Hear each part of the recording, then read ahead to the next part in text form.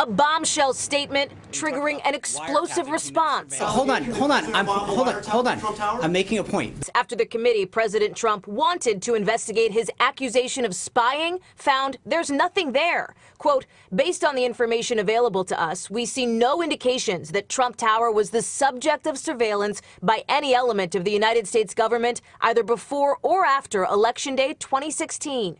No surveillance, not even a wiretap, according to the top Democrat and Republican on the Senate Intelligence Committee. The president not convinced, not backing down. He stands by it, but again, you're mischaracterizing what happened today. The bottom line is that the investigation by the House and the Senate has not been provided all of the information. That's not what the Senate Intelligence Committee says. We've seen no evidence at all about the president's tweet of 13 days ago that somehow Obama tapped Trump Tower and that somehow this was affecting part of the presidential race. Today, the president's press secretary refused to say whether the president accepted the findings. But let's go through what we do know.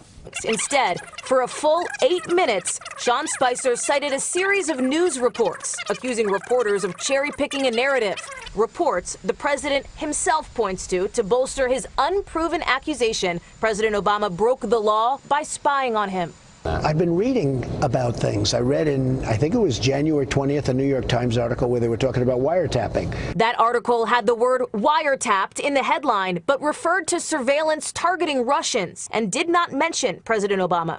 Any classified information would have been shared by FBI Director James Comey with top lawmakers. One by one, they've said they've seen no evidence to back up the president's claim.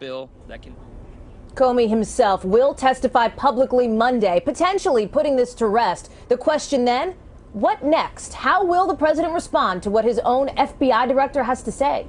Lester? Ellie Jackson at the White House tonight. Thanks. Nicole Wallace is an NBC News political analyst and former Bush 43 communications director. Nicole, we've seen this president time and time again walk away from statements or charges he made without evidence. There were the 3 million people who voted illegally, the questions about President Obama's citizenship.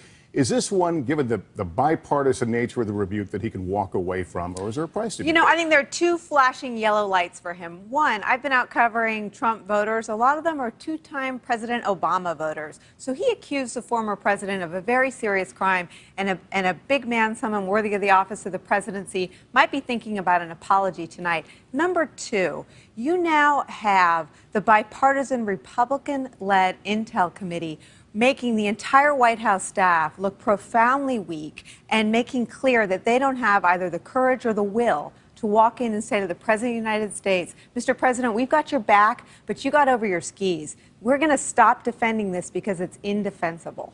All right, Nicole Wallace, good to have you here tonight. Thank you. Hey, NBC News fans, thanks for checking out our YouTube channel. Subscribe by clicking on that button down here, and click on any of the videos over here to watch the latest interviews, show highlights, and digital exclusives. Thanks for watching.